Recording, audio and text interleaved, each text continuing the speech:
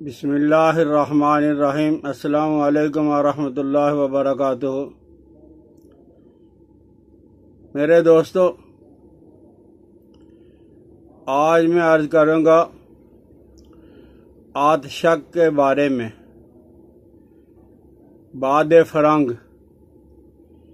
یہ بیماری پاک و ہند میں پہلے نہیں تھی۔ جب انگریز یہاں آیا تو یہ تحفہ اپنے ساتھ لے کے آیا، اور جب یہاں سے گیا تو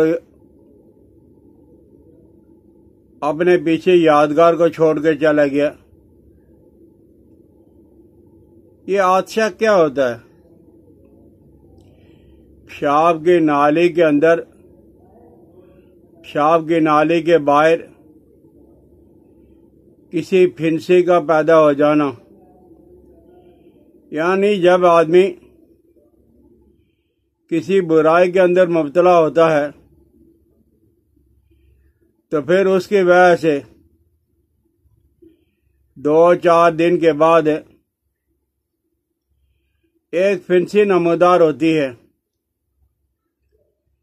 اور پھر یہ موروثی بھی ہے،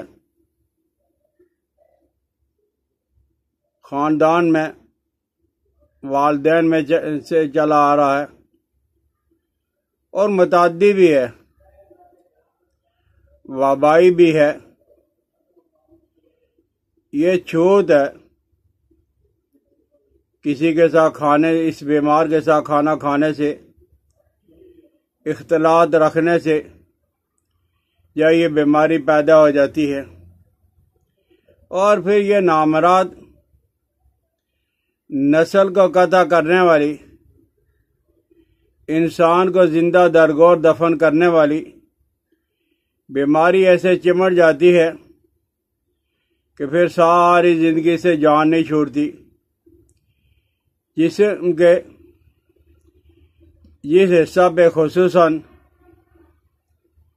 پیشاب کی نالی میں، عضو تناسل میں ایک سرخ پھنسی سی نمودار ہوتی ہے، اور تھوڑے دنوں کے بعد وہ پھٹ جاتی ہے۔ جہاں اس کا پانی لگتا ہے وہاں جب اور پھوڑے اور پھنسیاں پیدا ہو جاتی ہیں، وہاں زخم بن جاتا ہے،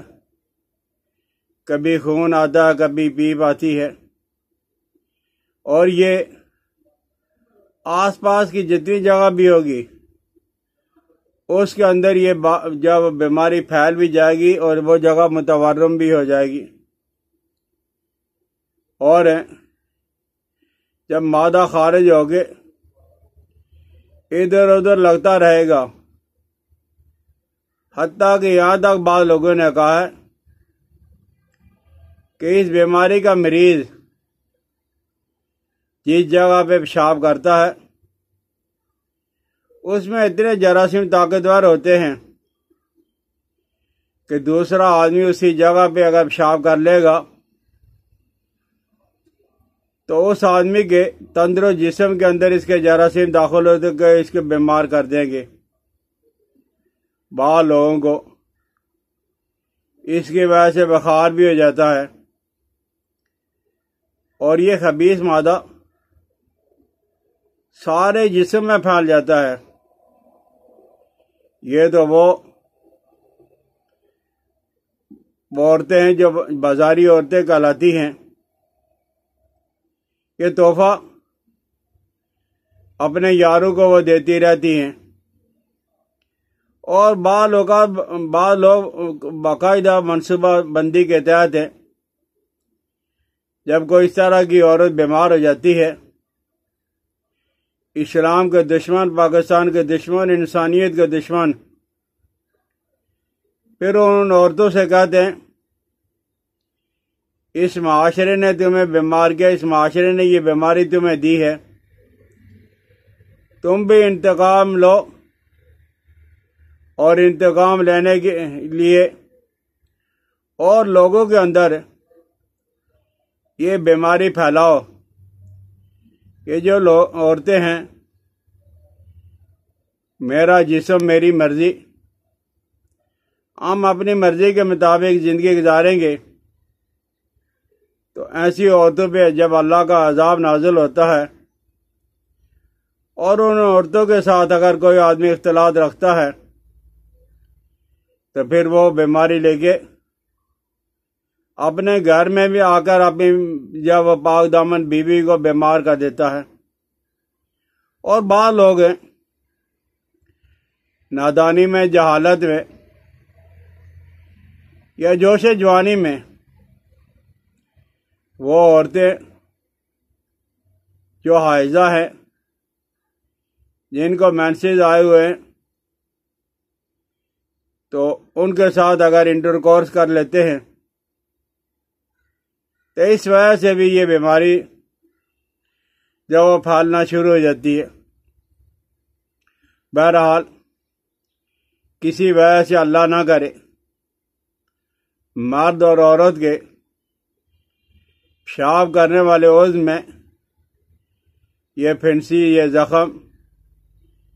اور یہ جگہ کا متورم ہونا، اور انہیں یہ احساس ہے کہ ہماری کسی غلطی کی وجہ سے یہ بیماری پھیل رہی ہے، تو فوراً معالج سے رجوع کیا جائے۔ اور جس وقت آگے آپ معالج کے پاس نہیں جاتے تو آپ یہ کر لو، بلکہ جن لوگوں کے جسم کے اندر پھوڑے، پھنسیاں، خارش ہے، خون خراب ہے،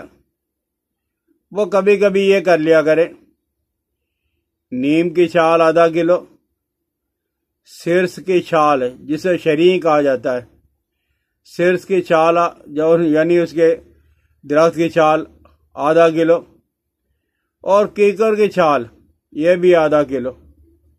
یہ آپ کے پاس 1.5 کلو ہو گیا۔ نیم کی چھال، شریں، سرس کی چھال اور کیکر کی چھال،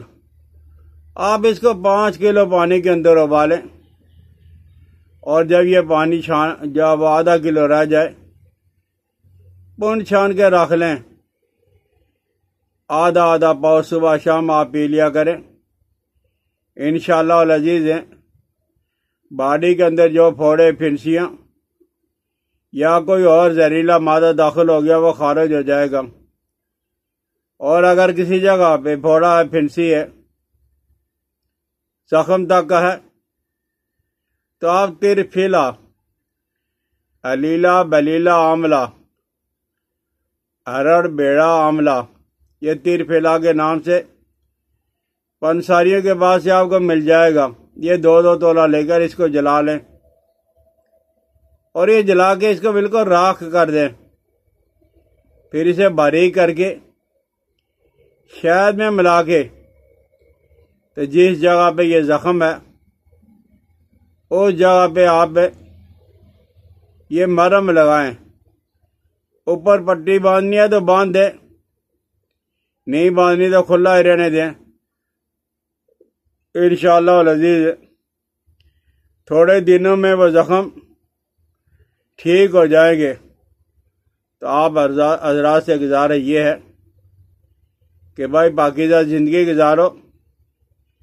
آخرت کے اندر